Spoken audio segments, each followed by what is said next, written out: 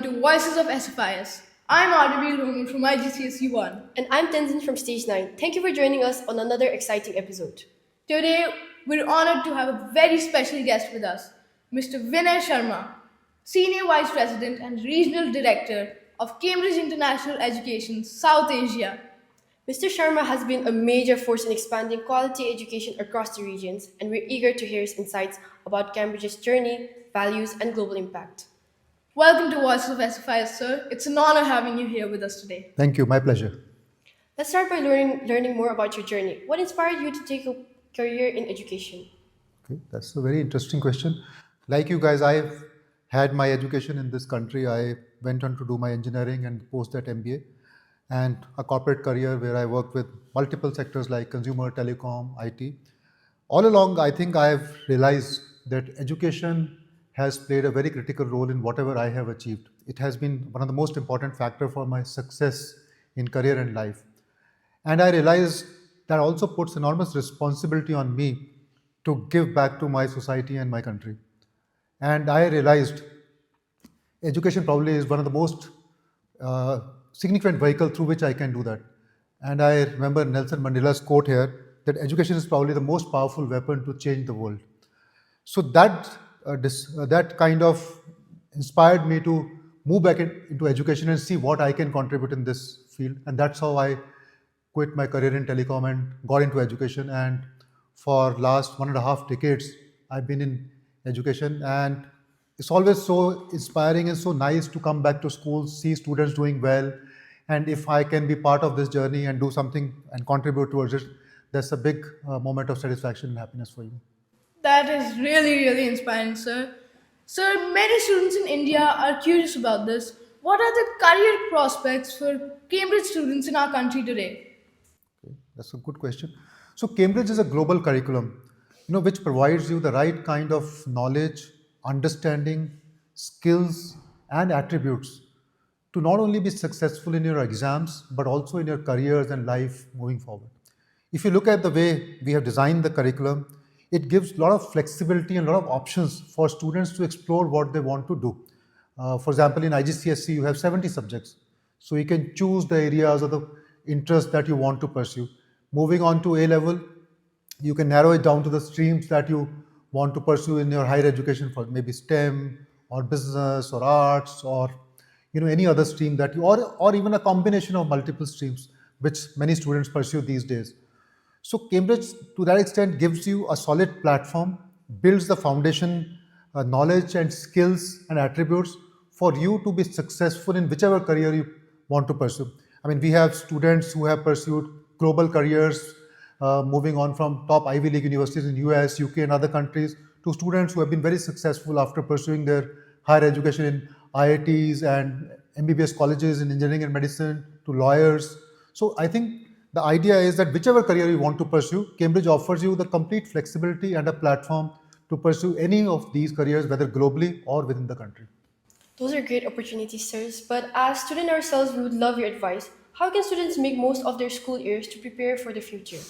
Yeah, I think probably school is probably the most interesting times, and I always refer back to when I was in school.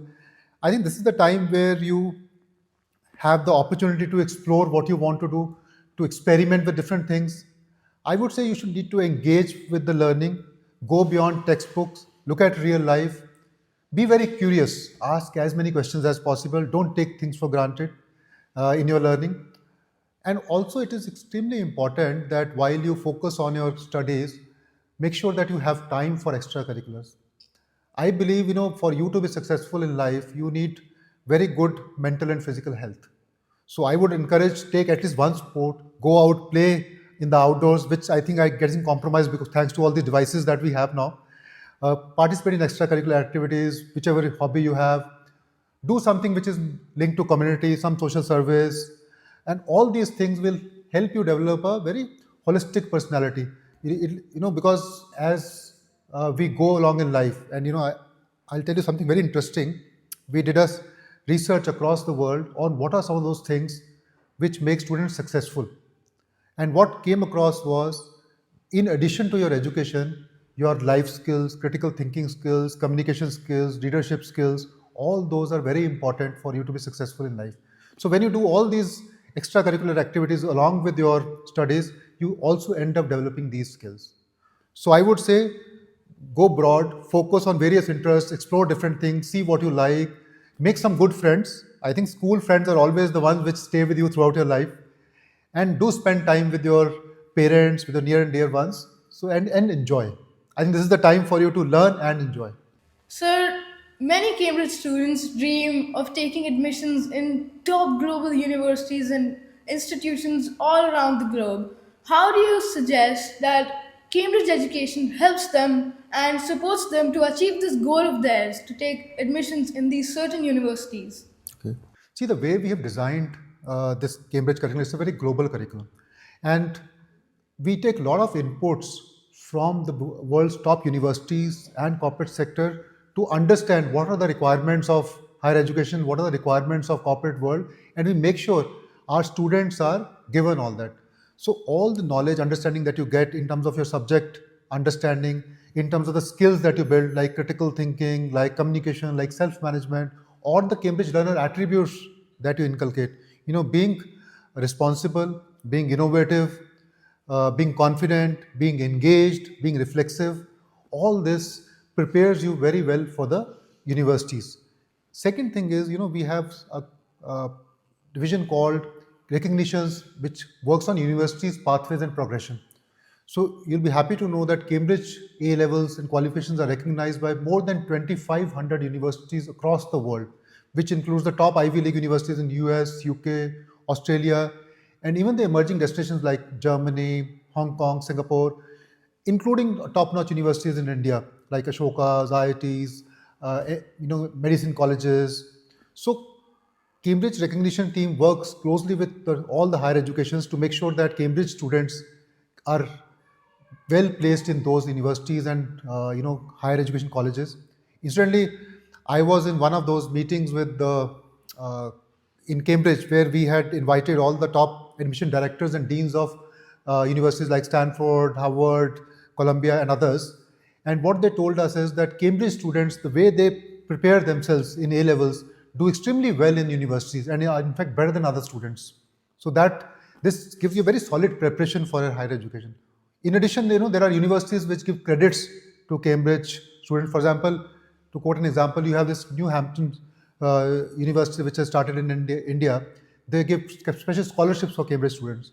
So you have immense opportunities in terms of your career pathways and progressions post your A levels. And our team works closely with your schools, counselors to help you choose those. Cambridge is known for being a global community. How does it promote inclusivity and diversity in its schools and programs? So I think Cambridge by design is a very flexible curriculum. When we've designed the curriculum, it is a global curriculum, which means that it takes care of various global perspectives. It is adaptable to different cultures, different contexts. Whilst adhering to global standards, Cambridge curriculum can be adapted to local contexts. Right? That's one. Second, if you look at, we have designed the teaching approaches, the learning pathways, or even assessment methodologies. These are flexible and there are options for you to have different streams depending on the ability and the position of the learners. Third, I think the way it is taught, there are multiple styles of teaching Cambridge curriculum and the kind of subjects that we have. For example, you have 70 subjects. So depending on different children, their abilities, their interests, they can make up combinations which suit them. So in addition to that, even our whole philosophy is how do we create textbooks, learning materials, lesson plans, which are adaptable to wider abilities of children on the learning spectrum. So all that is taken into account when we design the curriculum, when we design the methodologies or the teaching plans. And that's what we encourage the schools, because we believe that as students also, when you will go out in the world and work, you will have different kind of diverse people from different nationalities, different spectrums working along with you. So it is important to inculcate those values right in the beginning. Sir, finally, what advice would you give to parents in India that are considering Cambridge education for their child? Yeah, that's a very difficult question. As a parent of two kids, I know how concerned parents are about the welfare, the success of their children. So I would say that when they put their children into Cambridge curriculum, parents need to feel assured that Cambridge provides these students the right kind of knowledge, understanding, skills, which will not only ensure that they are successful in their exams, but more importantly, it'll make them successful in their future careers and in life. And I think that is how parents need to imagine the success of their children, not only looking at exams or the papers, but also how well they will do in life. And the second thing I would say is that, especially in today's scenario where there is so much uncertainty and no longer the careers that we used to have or the kind of pathways we used to have are applicable, parents do feel concerned that in this kind of future, what will their kids do, what careers will they have. So I want to assure them that with Cambridge, what it ensures is that they will have options to pursue any career they want, whether it is globally or nationally. Globally, as I mentioned, we are recognized by all the top universities in the world, so kids are free to pursue careers across the world, wherever they choose, in the top-notch universities. Nationally also, we are well recognized by all the universities. In fact, we also had many parents used to come and tell us that if our kids want to go into engineering and medicine colleges, does Cambridge prepare them for that? In turn, I'll be happy to share with you that we have launched a special Cambridge STEM pathway for students who want to go for competition exams to make sure that they have a solid foundation. So in a nutshell, what I'm saying is, on one side, Cambridge makes sure that they get the right kind of skills, attributes, and knowledge to be successful in whatever they pursue. On the second side, Cambridge offers a wide spectrum of choices, which makes sure that they can take any career that they want, and they don't need to decide right now. They can decide depending on their interests and depending on their chosen areas of strength. So parents should feel assured, should just support the kids in their journey and make sure that they are doing well.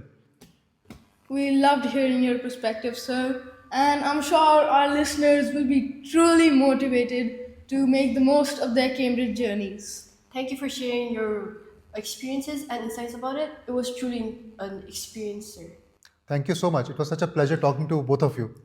Don't forget to follow our podcast and stay tuned for many more conversations with inspiring minds, thinkers, and leaders.